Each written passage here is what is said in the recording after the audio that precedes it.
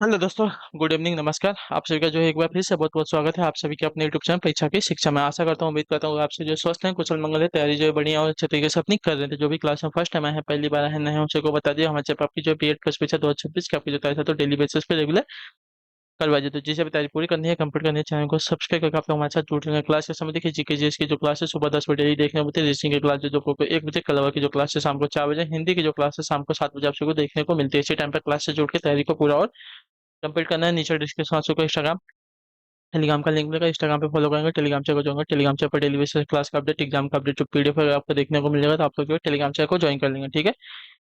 चलिए class start करेंगे। और क्लास स्टार्ट करने से पहले जिस हम तक क्लास को लाइक नहीं किया लाइक करेंगे, शेयर नहीं किया शेयर करेंगे, और जिस हम तक चैनल को सब्सक्राइब नहीं किया सब्सक्राइब करेंगे, ठीक है। एक एक क्वेश्चन आपके एग्जाम के लिए बहुत इंपॉर्टेंट, ध्यान से देखिएगा, समझिएगा, बताइएगा उत्तर राइट आंसर क्या हो जाएगा, ठीक है। बुद्ध किस वंश से संबंधित है? कुरु, मौर्य, शाक्य, सौत्रिका। बुद्ध जो है किस वंश से संबंधित है? तो बुद्ध का जन्म जो है शाक्य वंश में हुआ था, शाक्य वंश में, ठीक है। तो ऑप्शन सी दिया गया आपका राइट आंसर। कब हुआ था? 563 ईसा पूर्व हुआ था, ठीक है।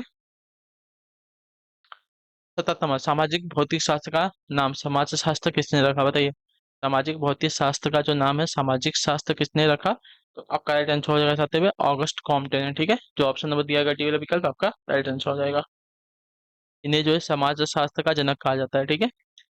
78 अठहत्तर, वेबर ने सामाजिक क्रिया के कितने प्रकार बताए थे? वेबर ने सामाजिक क्रिया के कितने प्रकार बताए हैं? तो वेबर ने सामाजिक क्रिया का जो है 4 प्रकार बताए हैं। तो ऑप्शन नंबर सी राइट होगा, ठीक है। परंपरागत, भावात्मक, मूल्यांकन, बौद्धिक क्रिया। ये जो है 4 क्रिया हैं वेबर की सामाजिक क्रिया, ठीक है। अगला क्वेश्चन है आपका 79। दास व्यवस्था में निम्नलिखित में से कौन सा वर्ग नहीं था, बताइए। दास व्यवस्था में निम्नलिखित में से कौन सा वर्ग नहीं था? तो आपका राइट आंसर हो जाएगा यहाँ पे पादरी का, ठीक है। जो आपका दिया गया पहला विकल्प आपका राइट आंसर। दास व्यवस्था में पादरी वर्ग नहीं था। स्वतंत्र व्यक्ति, स्वामी तथा दास आदि जो है दास व्यवस्था में थे। 80 नंबर प्रश्न में पूछा गया समाज शास्त्र का प्रमुख उद्देश्य क्या है? समाज शास्त्र का प्रमुख उद्देश्य क्या है? तो समाज शास्त्र का प्रमुख उद्देश्य देखा जाएगा तो समाज को समझना है, ठीक है। जो बी वाला विकल्प दिएगा आपका राइट आंसर होगा। समाज शास्त्र का मुख्य उद्देश्य समाज को समझना। समाज शास्त्र में समाज की विविधता अध्ययन किया जाता है, ठीक है। चलिए 81 81 में प्रार्थना और ध्यान क्या है, बताइए। प्रार्थना और ध्यान क्या है? तो प्रार्थना और ध्यान जो है मानव की स्वीकारोक्ति है, ठीक है।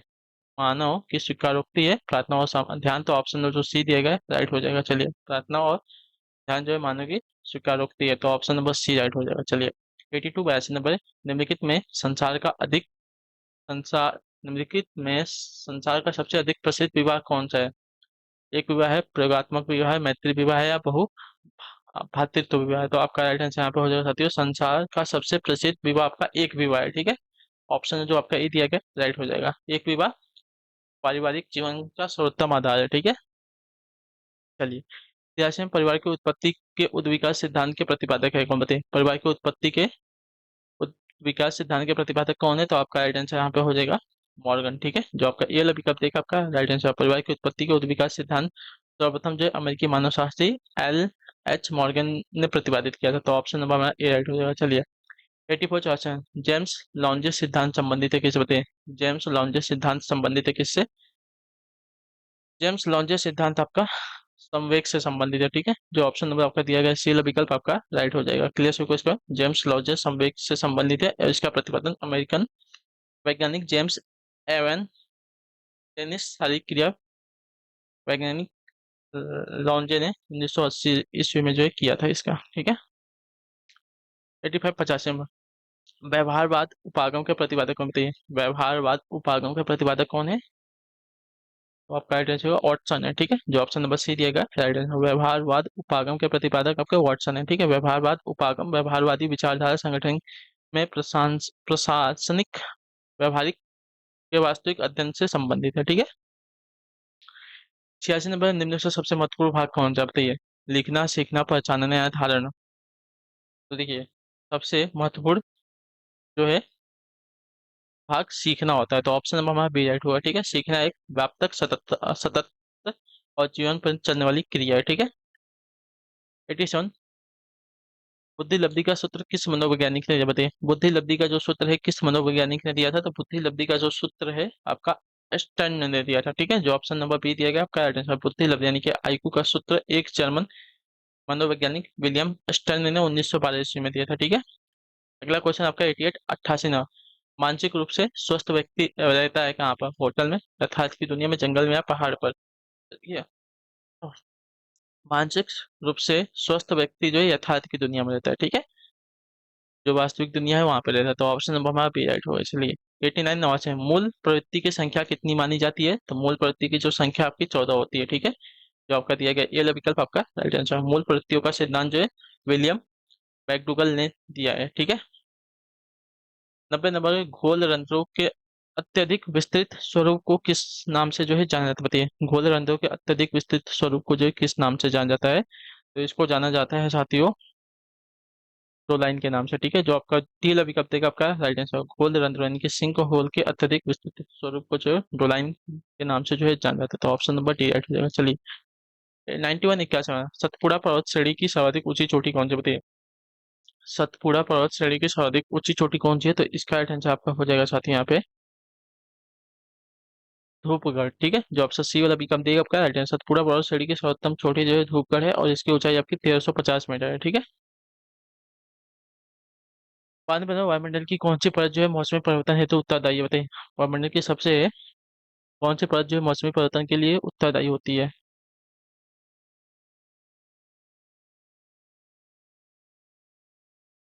हाँ, तो वायुमंडल की कौन सी परत जो है मौसमी परिवर्तन के लिए उत्तरदायी होती है? तो आपका राइट आंसर यहाँ पे क्षोभ मंडल। ठीक है, जो आपका टी वाला विकल्प देगा राइट हो जाएगा। चलिए अगला प्रश्न देखेंगे आपका 93 है। आम्र बौछार क्या है? बताइए, आम्र बौछार क्या है?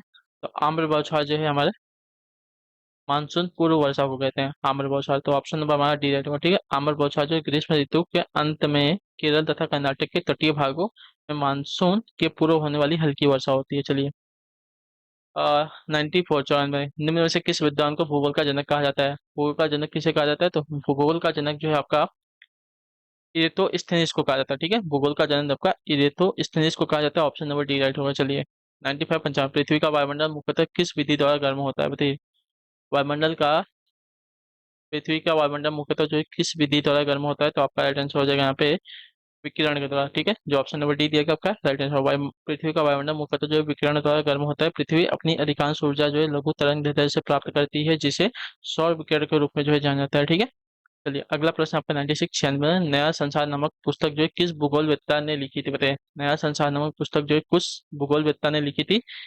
आपका राइट आंसर हो जाएगा यहाँ पे ईसा बोमैन ने। ठीक है, जो ऑप्शन नंबर डी दिएगा आपका राइट आंसर। नया संसार नामक पुस्तक जो है ईसा बोमैन भूगोलवेत्ता ने लिखी है। ठीक है, तो ऑप्शन नंबर डी राइट होगा। चलिए 97 संतान बौद्ध दर्शन का अष्टांगिक मार्ग किस में बढ़ी थे? बताइए, बौद्ध दर्शन का अष्टांगिक मार्ग जो है किस में बढ़ी थे? तो यह बढ़ी थे साथियों हमारा चतुर्थ आर्य सत्य में। ठीक है, जो ऑप्शन नंबर डी दिएगा आपका जैसे बौद्ध दर्शन का अष्टांगिक मार्ग जो है चतुर आर्य सत्य में बढ़ी थे। यह नैतिक एवं आध्यात्मिक साधन का मार्ग है। ठीक है, डी वाला ऑप्शन जो दिया गया राइट में। चलिए 98 98 अद्वैत वेदांत के प्रतिपादक थे कौन थे? अद्वैत वेदांत के प्रतिपादक कौन थे? तो अद्वैत वेदांत के प्रतिपादक जो है हमारे शंकराचार्य थे। ठीक है, जो ऑप्शन नंबर ए दिया गया है राइट हो जाएगा। अद्वैत वेदांत के प्रतिपादक जो है हमारे शंकराचार्य थे। ठीक है, तो ऑप्शन नंबर ए हमारा राइट हो जाएगा।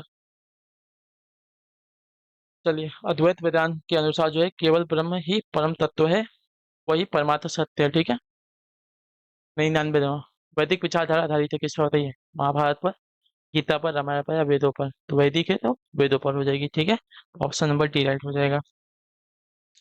आखिरी क्वेश्चन आज की क्लास का बताइएगा राइट आंसर होगा। निम्नलिखित में से कौन जो है यथार्थवादी दार्शनिक नहीं है? लॉक, रसेल, डेकार्त, मूर? तो आपका राइट आंसर होगा डेकार्त। ठीक है, जो ऑप्शन सी देगा आपका राइट आंसर। लॉक, रसेल तथा मूर जो है यथार्थवादी दार्शनिक है। डेकार्त जो है यथार्थवादी दार्शनिक नहीं है। रेने डेकार्त का रेने डेकार्त को जो आधुनिक दार्शनिक प्रणाली का पिता कहा जाता है। ठीक है, क्या कहा जाता है इन्हें?